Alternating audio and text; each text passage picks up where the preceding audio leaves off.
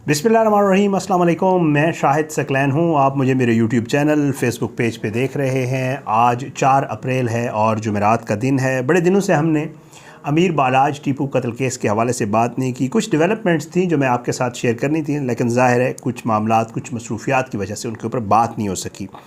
इस केस को लेकर आज 2 ख़बरें दूंगा आपको और 1-2 चीज़ें हैं जो मुझे पता चली हैं, वो भी आपके साथ शेयर करनी है।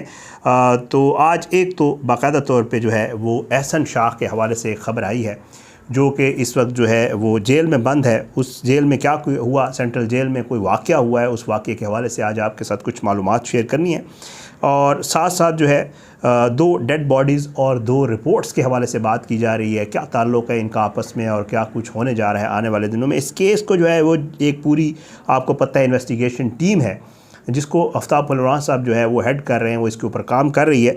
और ये गोगी और तीफ़ी बट के हवाले से और कुछ और मुल्ज़मान के हवाले से आप खामोशी क्यों हो गई है, ये मामला किस तरफ जाता हुआ नज़र आ रहा है। तो आज की इस वीडियो में ज़रा इनके ऊपर तफसीली जो है वो गुफ्तगू करेंगे और कुछ चीज़ें आप तक पहुँचाने की कोशिश करेंगे। आपसे दरख्वास्त है कि अगर आपने अब तक मेरा यूट्यूब चैनल सब्सक्राइब नहीं किया, मेरे यूट्यूब चैनल को सब्सक्राइब करें, बेल आइकॉन को क्लिक करें, ताकि जो वीडियोस मैं करता हूँ वो नोटिफिकेशन की सूरत में आप तक पहुँच जाएँ। और साथ साथ मेरा फेसबुक पेज भी है शाहिद सकलैन के नाम से, और मेरे बाकी भी सोशल मीडिया तमाम अकाउंट्स शाहिद सकलैन के नाम से मौजूद हैं, तो आप मुझे उन पर फॉलो भी कर सकते हैं।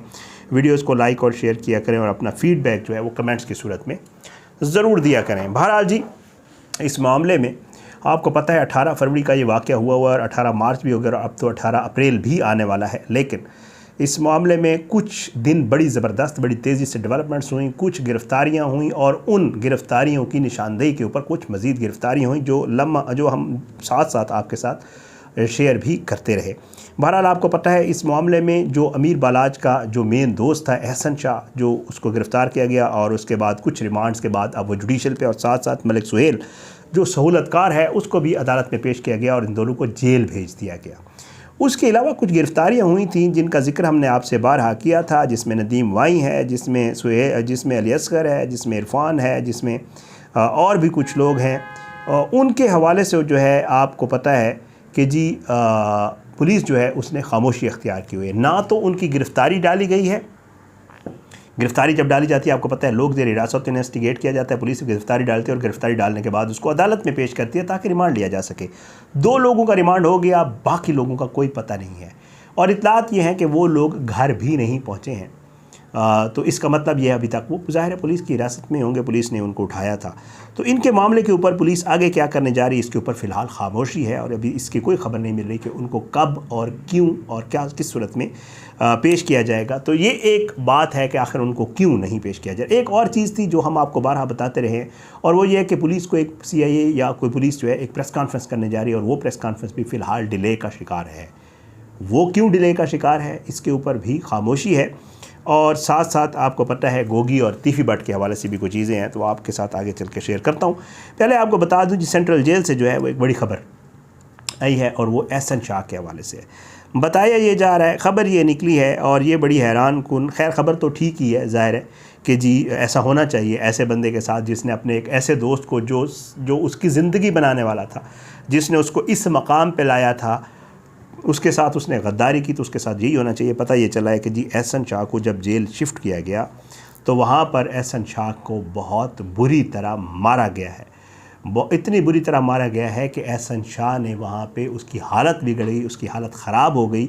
और ये किसी और ने नहीं मारा बल्कि हवालातियों ने, और वहाँ पे जो लोग मुशक्ति वगैरह जो लोग वहाँ पे कैद थे उन्होंने एहसन शाह को मारा। उन्होंने एहसन शाह को मारा इसलिए है कि उनका भी यही मौक़िफ़ था कि एक शख्स जिसने अपने दोस्त के साथ गद्दारी की है उसका इससे भी बुरा अंजाम होना चाहिए। ख़बर ये है कि एहसन शाह को जब सेंट्रल जेल में बंद किया गया तो वहाँ पे हवालातियों ने जब मारा तो उसको वहाँ से आधी रात को पुलिस को सेंट्रल जेल से कोट लखपत जेल जो है वो शिफ्ट करना पड़ा। और बताया ये जा रहा है, ख़बर यही है कि जी एहसन शाह को एक जेल से दूसरी जेल शिफ्ट कर दिया गया और इवन ब्लॉक नंबर 6 और चक्की नंबर 4 का भी जिक्र आ रहा है कि वहाँ पे भी जो है उसको बंद किया गया ताकि उसको दूसरे कैदियों से और हवालातियों से बचाया जा सके। तो जेल में भी ज़ाहिर है जो शख्स अपने दोस्त के साथ गद्दारी करता है फिर उसका जो यही अंजाम होता है, तो उसके साथ जेल में भी ये सलूक रवा रखा जा रहा है कैदियों की तरफ से। अच्छा, ये सारा मामला जो है मुंतकिल करने वाला जो है यहाँ पे। अच्छा, अब 2 डेड बॉडीज़ के हवाले से और 2 रिपोर्ट्स के हवाले से, 2 डेड बॉडीज़ जो वहाँ पे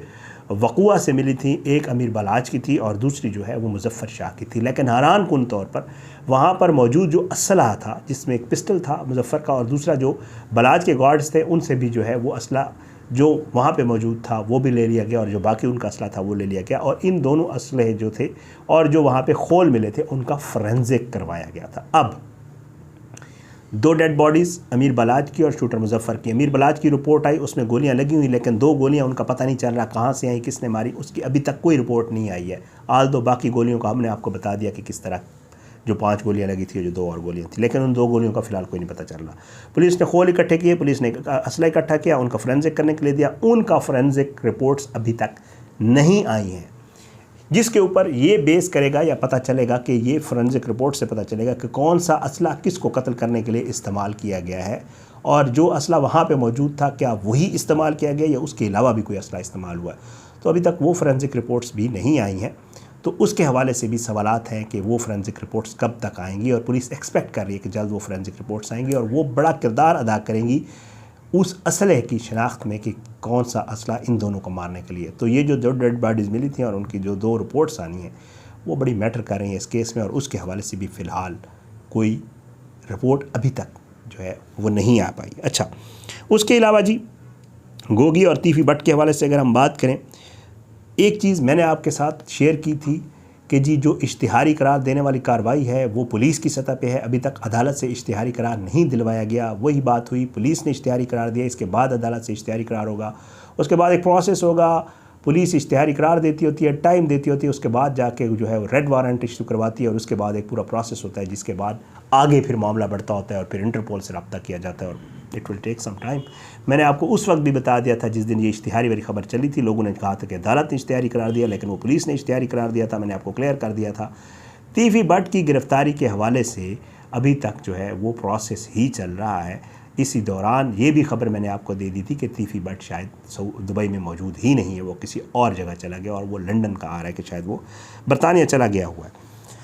गोगी भट्ट के हवाले से आपको पता है कि पुलिस जो है वो अभी तक क्लूलेस है, नहीं पता। पुलिस कहती है पाकिस्तान में, लेकिन पुलिस उस पर भी हाथ डालने में अभी तक नाकाम रही है, अभी तक पुलिस उसके ऊपर भी हाथ नहीं डाल पाई है। तो ये वो सारी चीज़ें हैं जो इस केस को लेकर, जो इस केस की लीड है, जो इस केस को सॉल्व करने में, सॉर्ट करने में बड़ा किरदार अदा कर सकती है। महज एहसन शाह की और सुहेल मलिक की गिरफ़्तारी इस हद तक तो इस्टेब्लिश कर पाई है कि तीफी भट्ट मरकज़ी किरदार है इसका, उसने ही मरवाया है। और ये भी पुलिस अब मान रही है। एक चीज़ आपके साथ और भी शेयर कर दूं कि तीफी भट्ट मौके पे मौजूद था जब ये कत्ल हो रहा था और वहाँ से वो फ़रार हुआ।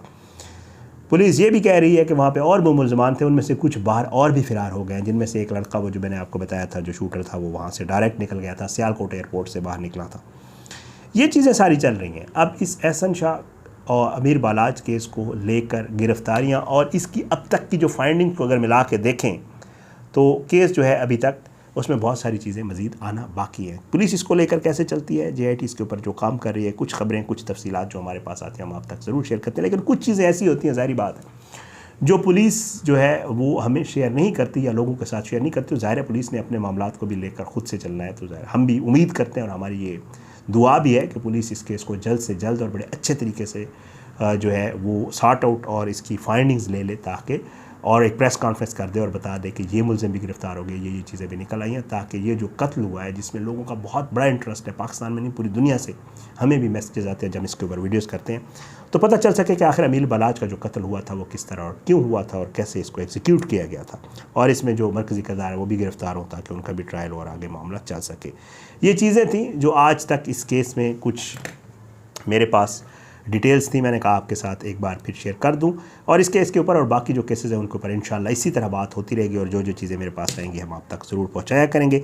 आप अपनी दुआ में हमें याद रखा करें जी, और दुआ किया करें कि अल्लाह जो है वो सबको अपने हिफ्ज़ अमान में रखे, अल्लाह सबके लिए बेहतर करे, और अल्लाह करे कि जितने भी जुल्म होते हैं उन पर जो जुल्म करने वाले हैं अल्लाह उनको नेस्तनाबूद करे, मज़लूमों को इंसाफ मिले, ज़ाहिर है, और अल्लाह पाकिस्तान का हमें नासिर हो, इसके ख़िलाफ़ साजिश करने वालों को नेस्तनाबूद करे।